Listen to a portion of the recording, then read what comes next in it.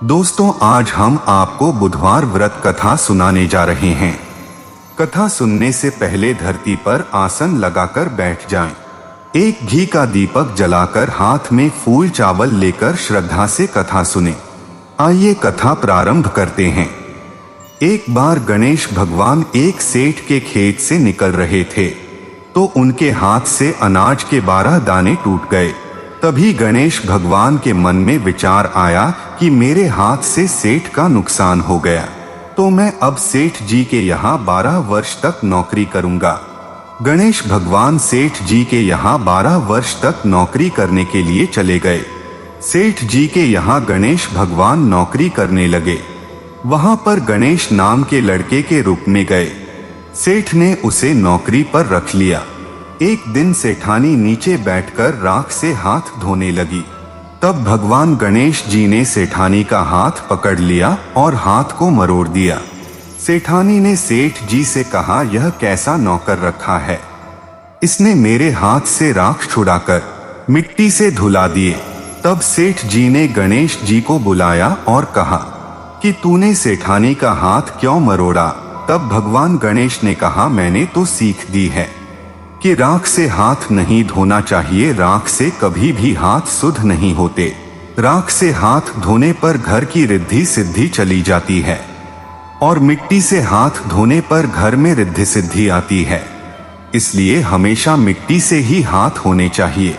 तब सेठ जी सेठानी से कहने लगे कि गणेशा बात तो सही कह रहा है। कुछ दिनों बाद सेठानी कुंभ मेले में नहाने गई और वह अपने साथ गणेश को भी ले गई। और सेठ जी बोले कि गणेश सेठानी जी को नहाने ले जा। सेठानी किनारे पर बैठकर लोटे से नहाने लगी। यह देखकर गणेश जी ने सेठानी का हाथ पकड़ा और आगे नहलाने के लिए ले गए। जब सेठानी नहा धोकर घर आई तो सेठानी ने सेठ जी से कहा कि यह गणेश मेरा हाथ पकड़कर आदमियों के बीच में से मुझे ले गया और आगे नहला कर ले आया। तब सेठ जी ने गणेश से पूछा, क्यों, यह सब क्या है। तब गणेश जी ने कहा कि किनारे पर बैठकर लोटे से कौन नहाता है, इसलिए मैं सेठानी जी को आगे नहलाने ले गया था, जिससे अगले जन्म में अच्छा राजपाट मिलता है। सेठ जी ने सोचा कि गणेश की यह बात भी सही है। फिर एक बार सेठ जी हवन करवा रहे थे तो उन्होंने गणेश को बोला कि जा अपनी सेठानी को बुला लो। तो गणेश भगवान सेठानी को बुलाने के लिए अंदर चले गए। लेकिन अंदर जाकर गणेश जी ने देखा कि सेठानी काले रंग की साड़ी पहने हुए हैं। तब गणेश जी ने जेठानी से कहा, सेठानी हवन में काले रंग की साड़ी नहीं पहनी चाहिए, इसलिए आप लाल रंग की साड़ी पहनो। जब गणेश जी ने सेठानी को साड़ी बदलने के लिए कहा तो सेठानी को गुस्सा आ गया और वह कमरे में ही रही, बाहर नहीं गई। तब सेठ जी ने सोचा कि सेठानी अभी तक क्यों नहीं आई, तो सेठ जी खुद अंदर गए और उन्होंने सेठानी से कहा कि तुम बाहर क्यों नहीं आई। तब सेठानी ने कहा कि मुझे यह गणेश बार बार टोकता है, अब कह रहा है कि हवन में काले वस्त्र नहीं पहने चाहिए, तुमने काले वस्त्र क्यों पहने हैं, लाल रंग की साड़ी पहन लो। तब सेठ जी ने गणेश को बुलाया और गणेश से पूछा, गणेश तुमने ऐसा क्यों कहा।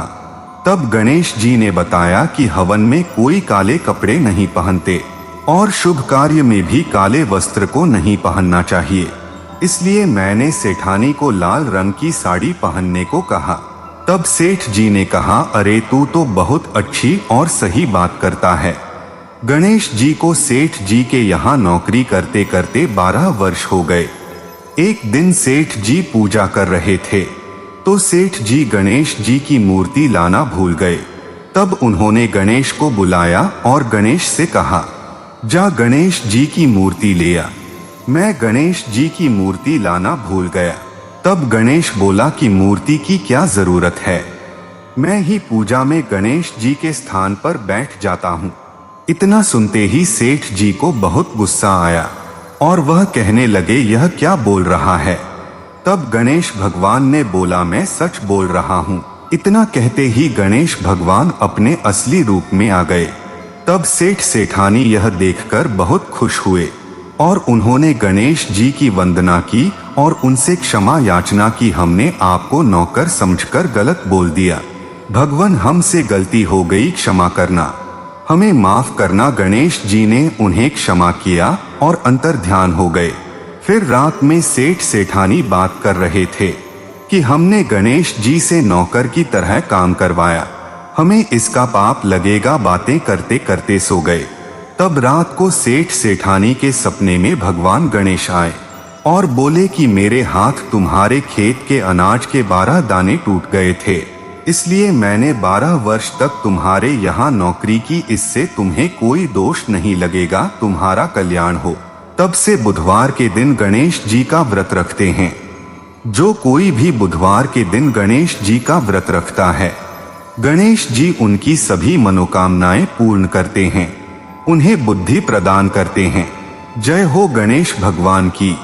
इस प्रकार विधि से गणेश जी की कथा संपूर्ण हुई। आपने हाथ में जो फूल चावल लिए थे उनको गणेश जी को अर्पित करें। प्रिय भक्तों, अगर आपको ये वीडियो पसंद आया हो तो चैनल को सब्सक्राइब करना बिल्कुल ना भूलें और बेल आइकन जरूर दबा दें। मिलते हैं अगली किसी वीडियो में, तब तक के लिए हर हर महादेव। जय श्री श्याम।